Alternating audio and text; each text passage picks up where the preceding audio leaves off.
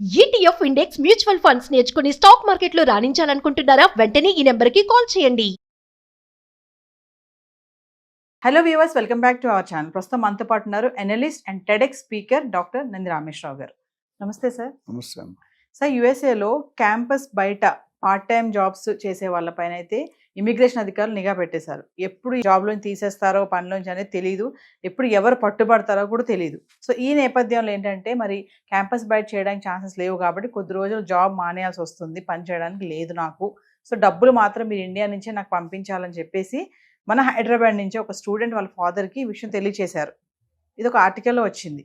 So అంటే ఇప్పుడు అక్కడ పార్ట్ టైం చేసే మన విద్యార్థుల పరిస్థితి ఏంటంటారు? మరి అందరికీ క్యాంపస్లో జాబ్స్ దొరకవు కదా, ఖచ్చితంగా బయట చేయాలి. ఇప్పుడు ఎలా ఉంటుంది మరి ఇది? ఇంత నిఘా పెడితే వాళ్ళు ఎలా బ్రతకడం, ఇక్కడి నుంచి అక్కడ డబ్బులు పంపడం అంటే ఎంత ఎక్స్పెన్సెస్ అవుతాయి ఇవన్నీ ఒకసారి? వాళ్ళు ఏమంటారు, వాళ్ళ బతుకు అధోగతి అయిపోయింది. అమెరికా మోజంతా తీర్చేస్తున్నారు ట్రంప్ వచ్చిన తర్వాత. ఎందుకంటే మనం అంత ముందు కూడా 2-3 వీడియోల్లో మాట్లాడాం. అమెరికాలో టోటల్ యుఎస్ పాపులేషన్లో మన వాళ్ళు 54 లక్షల మంది ఉన్నారు. 54 లక్షల మంది 18 లక్షలు ఇల్లీగల్ అంటారు. ఇల్లీగల్ అంటే రకాల ఇల్లీగల్ అవ్వచ్చు, ఫేక్ సర్టిఫికెట్స్ అవ్వచ్చు. అందులో గవర్నమెంట్ జాబ్ 30 లక్షలు ఉన్నారు. ఓకే, సో 3 లక్షల మంది పార్ట్ టైమర్స్ ఉన్నారు. ఇది rough analysis of Indians in America. So మెయిన్గా ఈ మీరు అది ఇష్యూ చెప్తున్నారు కదా, కుక్కటిపల్లిలో జరిగిందని. అయితే ఇది హైలైట్ కానీ చాలా ఉన్నాయి.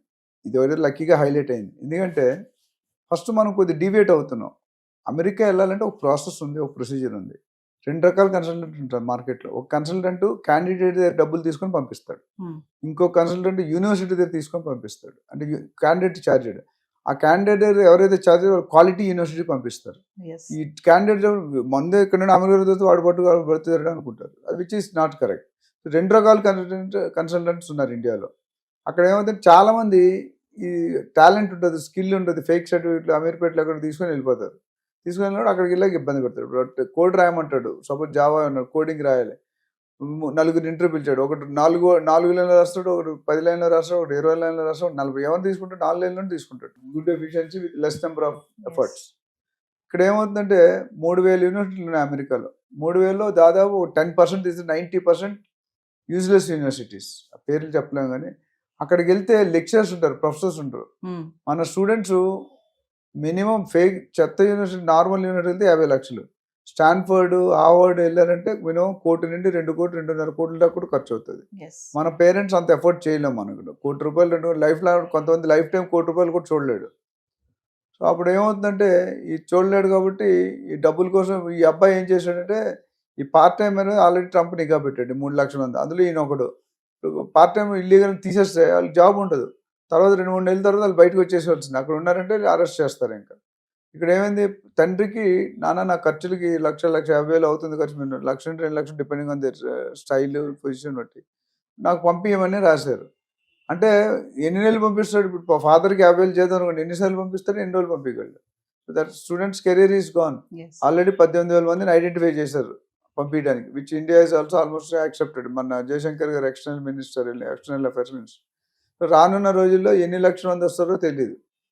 So Trump has become part timers కానీ, H1B కానీ, ఇల్లీగల్ ఎంట్రీ కానీ, ఫేక్ ఎంట్రీస్ కానీ, ఇవన్నీ కూడా ఆయన ఏమంటే స్కిల్డ్ లేబర్ కావాలి మాకు.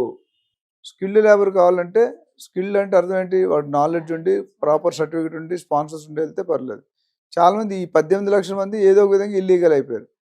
ఇంకోటి ఏంటి, యూనివర్సిటీ మంచి యూనివర్సిటీ దొరకవు అంత ఈజీగా. ర్యాంకింగ్లో టాప్ మంచి స్కోర్ ఉంటేనే ఇప్పుడు GRE, GMAT ఇవన్నీ రాస్తారు కదా, ప్లస్ పర్సనల్ ఇంటర్వ్యూలు చాలా ఉంటాయి, 3-4 రౌండ్స్ ఉంటాయి, గ్రూప్ డిస్కషన్. అందులో పెర్ఫామ్ చేస్తే పర్వాలేదు. పెర్ఫామ్ చేయట్లేదు. సో వాళ్ళు ఎవరైతే పెర్ఫామ్ చేయట్లేదో వాళ్ళకి ఇబ్బంది మీరు సర్వైవ్ అవ్వడం. సో ఇక్కడ 18 lakhs టోటల్ ఇమిగ్రెంట్స్, 3 లక్షల పార్ట్ టైమర్స్. దీన్ని బట్టి చూసుకుంటే చాలా టైట్ కండిషన్. సో ఒకటి కన్సల్టెంట్ మోసం జరుగుతుంది. స్టూడెంట్ కూడా రీసెర్చ్ చేసుకోవాలి. మంచి యూనివర్సిటీ వెళ్తే ప్రొఫెసర్స్ ఉంటారు, వాళ్ళకి నాన్ అకాడమిక్, అకాడమిక్ అంటే ప్రొఫెసర్స్ కింద వస్తుంది జాబ్స్. అంటే అదే యూనివర్సిటీలో చదివితే ఆ యూనివర్సిటీలో పనిచేయాలి. వాడు బయటకు వెళ్ళాలంటే ఇల్లీగల్ జాబ్ పర్పస్ చూడడానికి ఒక జాబ్ చూడండి. అయితే వాళ్ళు మనకు ఆధార్ కార్డులో అన్ని డీటెయిల్స్ పాన్ కార్డు వస్తాయో వాళ్ళు కూడా ఎక్కడెక్కడ. ఇప్పుడు యూనివర్సిటీలో జాబులు ప్రొఫెసర్స్ లేకుండా లెక్చర్స్ ఉంటే జాబులు రావు. ప్రొఫెసర్స్ ఉంటే రీసెర్చ్ అసిస్టెంట్స్, లేదా లైబ్రేరియన్, లేకపోతే స్పోర్ట్స్, వెల్ఫేర్ ఇట్లా పెడతారు. So 2 non academic, academic. కానీ లో క్లాస్ యూనివర్సిటీలో అర్హత లేదు. ఎందుకంటే లెక్చర్స్ ఉంటే ఎలా అపాయింట్ చేసుకుంటారు? ఎస్. సో వాళ్ళు ఏం చేస్తారు, బతుకు తెరువు కోసం బయటకు వచ్చి ఒక 10 కిలోమీటర్, 20 కిలోమీటర్, 50 కిలోమీటర్ వెళ్ళి పని చేసుకుని మళ్ళీ ఇక్కడ వస్తారు. ఎప్పుడైతే ట్రేస్ అవుట్ చేస్తారో గవర్నమెంట్, నువ్వు ఇక్కడ ఉన్నావు, ఇక్కడ నుండి అక్కడికి ఎందుకు వెళ్తున్నావు, రోజు వెళ్ళాలి కదా జాబ్ అంటే, 4 hours, అది కూడా రిస్ట్రిక్ట్ చేశారు. 20 hours కంటే వారానికి ఎక్కువ వారానికి 20 గంటలు చేయాలి. 4 రోజుకి 4 గంటలు యావరేజ్గా, లేదా టోటల్గా 20 గంటలు. అది కూడా కండిషన్ పెట్టాడు. సో దానివల్ల కూడా ఇన్కమ్ తగ్గుతుంది. కొంతమంది మన ఇండియన్స్ అంటే ఎంత హార్డ్ వర్కింగ్ అంటే, డబ్బులు వస్తుంటే ఏదైనా ఒళ్ళొంచి బాగా కష్టపడి చేస్తాం. సో రియల్లీ వాడు డాలరు జాబ్ అయితే తప్ప ఇంక బాండింగ్ ఉండదు, రిలేషన్, టైం ఉండదు. నాకు తెలిసినంటే మా ఫ్రెండ్స్ నిన్న అమెరికా నుండి వచ్చాడు మొన్న, 100 సంవత్సరాలు వెయిటింగ్ లిస్ట్ అండి గ్రీన్ కార్డ్. 100 సంవత్సరాలు ఎప్పుడు వస్తుంది అది? ఎదురింటితో మాట్లాడే అపాయింట్మెంట్ తీసుకోవాలంట. సపోజ్ ఇప్పుడు మీ ఎదురిల్లు ఆఫీస్ ఉంది, అప్పటి తలుపు కొట్టి వెళ్తే కొడతాడు, ఇల్లీగల్. అది డబ్బులు సంపాదించి మిగతా అన్ని పోతున్నాయి కదా. ఇండియాలో ఆర్మీలో పనిచేస్తే సంవత్సరం నెల 2 నెలలు, మిగతా 10 నెలలు ఫ్యామిలీ గురించి ఆలోచించే టైం ఉండదు, ఫుర్సత్ ఉండదు. ఆ 2 నెలల్లో మొత్తం సినిమా చూపించేస్తారు అని. మా ఫాదర్ ఆర్మీ ఆఫీసర్ కాబట్టి నాకు తెలుసు. అంటే సార్ ఇక్కడ ఒక విషయం చెప్పండి, ఇప్పుడు డబ్బులు అక్కడ జాబ్ చేయడానికి లేదంటున్నారు, చేయకపోతే వీళ్ళు చదువుకుంటూ అక్కడ మెయింటైన్ చేయాలంటే మామూలుగా నెలకి ఎంత ఖర్చు అవ్వచ్చు అంటారు స్టూడెంట్ కి? నాకు తెలుసు ఆ స్టైల్లో చెప్పే కదా, 1.5 lakhs, సపోజ్ $2,000 మినిమం కావాలి, రఫ్లీ 1.6 lakh, $2,000-$2,500 నార్మల్ లైఫ్ కి. లగ్జరీ లైఫ్ అంటే $3,000 అవుతుంది.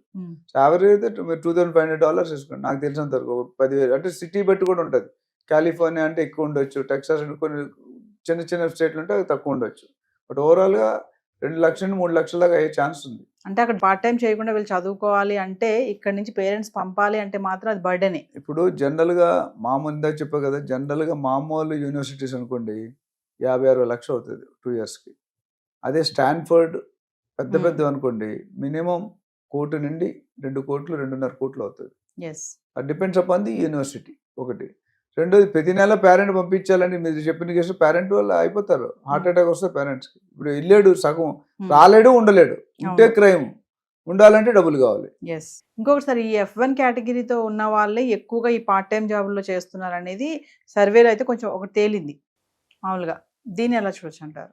అంటే F1 అంటే స్టూడెంట్ వీసా అండి. మన లాస్ట్ టైం మాట్లాడడం డిఫరెంట్ వీసాలు మాట్లాడడం, జేవీ వీసా అని. స్టూడెంట్ వీసాకి ఏంటంటే 2 సంవత్సరాలు అలౌడ్ అండి.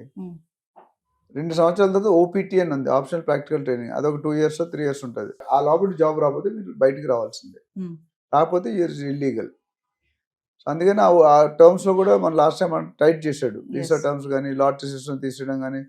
The idea is make America great. మనం మేక్ ఇన్ ఇండియా అన్నా మేక్ అమెరికా గ్రేట్ అంటున్నాడు. అండ్ ఈ డజంట్ వాంట్ మీరు చదువుకొని వెళ్ళిపోండి అంటాడు ట్రంప్. మనం అంటే మేము పిచ్చోళ్ళం చదువుకునేందుకు మీకు 1 కోటి రూపాయలు వచ్చి ఖర్చు ఒక 10 కోట్లు సంపాదించి వెళ్తా ఉంటాం. అది there is a slip between the cup and the lip. ఆ డిఫరెన్స్ లో మనం కొట్టుకు చేస్తున్నాం. అంటే ట్రంప్ సీట్ ఇప్పుడు హాట్ గా ఉంది కాబట్టి డెసిషన్స్ మీద డెసిషన్స్ తీసుకుంటున్నాడు. అంటే ఈ టైంలో పార్ట్ టైం జాబ్ చేసే వాళ్ళు కనుక దొరికితే ఖచ్చితంగా వాళ్ళని తిరిగి ఇంటికి పంపించేయడమే అంటారా? 100%. ఎందుకంటే వాళ్ళు దాన్ని సపరేట్ సెల్ పెట్టి అదే స్కూటీనీలో ఉన్నారు. నువ్వు వచ్చావు, నీకుందా, నీ వీసా చూపించు, నీ పర్మిట్ చూపించాడు, లేదంటే పక్కన పెట్టు. సో దే విల్ టేక్ కొంత టైం ఇస్తాను, 1-2 నెలలు టైం ఇచ్చి వెళ్ళకపోతే they will take severe action. మామూలుగా చూసుకుంటే ఎంఎస్ చేయడానికి వెళ్ళినటువంటి స్టూడెంట్స్ ఖచ్చితంగా స్టూడెంట్ ని సజెషన్ ఏమి ఇస్తానంటే, వెళ్ళడం తప్పు లేదండి, వెళ్ళే విధానం తప్పు. నేను ఆల్వేస్ చెప్తా, తెలంగాణ ఇవ్వడం తప్పు కాదు, ఇచ్చే విధానం తప్పు. ఇక్కడ స్టూడెంట్ వెళ్ళాలనుకోవడం తప్పులేదు. చిన్న ఎగ్జాంపుల్ ఇచ్చి క్లోజ్ చేద్దాం. బ్రహ్మానందం గారు ఏదో సినిమా తెలియపోయారు, సినిమాలో బ్రహ్మానందం ఎంఎస్ అని ఉంటుంది.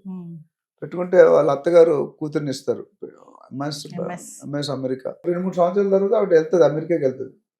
అప్పుడు ఆయన పనిచేసే హాస్పిటల్కి వెళ్తుంది. ఈయన బెంచ్ కారులో వస్తాడు, బెంచ్ కారులో వచ్చి పార్క్ చేస్తాడు. 5 నిమిషాలు స్వీపర్ డ్రెస్ వేసుకొని వస్తాడు. సన్నీ నువ్వు ఎంఎస్ అవును, బ్రహ్మానందం మెయిన్ స్వీపర్ అంటాడు. మనం ఎంఎస్ అంటే మనం ఏమనుకుంటాం? సో అలాంటి విషయాలు జరుగుతుంటాయి. సో ఇప్పుడు ఒకప్పటికి ఇప్పటికి చాలా మా ఫ్రెండ్స్ చాలా మంది ఉన్నారు నాతో చదువుకున్న వాళ్ళు, 15-20 మంది మా స్కూల్ ఫ్రెండ్స్ ఉన్నారు 40 years నుండి. సో వాళ్ళు ఏమంటారంటే, ఇప్పుడులా ఇంత ముందులాగా లేదు అమెరికా లైఫ్. ఈ ట్రంప్ ఉన్నంతకాలం అలజడి క్రియేట్ చేస్తాడు, గుండెల్లో రైలు గుబేలు అంటూనే ఉన్నాయి. ఎప్పుడు ఉంటాడో, ఎప్పుడు తీస్తాడో, ఎప్పుడు పెడతాడో. అయితే ఒకటి, కొన్ని రూల్స్, బర్త్ టూరిజం అని లాస్ట్ టైం మాట్లాడాం. బర్త్ టూరిజం తీసేయడం 150 సంవత్సరాలు బట్టి ఉంది. ఈయన ఎగ్జిక్యూటివ్ ఆర్డర్ పాస్ యాక్సెప్ట్ చేయలేదు, సెనేట్ యాక్సెప్ట్ చేయలేదు, స్టే ఇచ్చింది కదా ఫెడరల్ కోర్ట్, వాళ్ళు రాజు క్యాబినెట్స్ అవన్నీ ఉంటే అవన్నీ యాక్సెప్ట్ చేయాలి కదా. చేయకపోతే ఇక అంటే ఈయన ఏంటంటే ట్రై చేస్తాను, నేను వెళ్ళిపోయే ముందు కొద్దిగా కిరికిరి క్రియేట్ చేసి నా పేరు స్థిరసారిగా లైఫ్లో హిస్టరీలో ఉండిపోవాలి.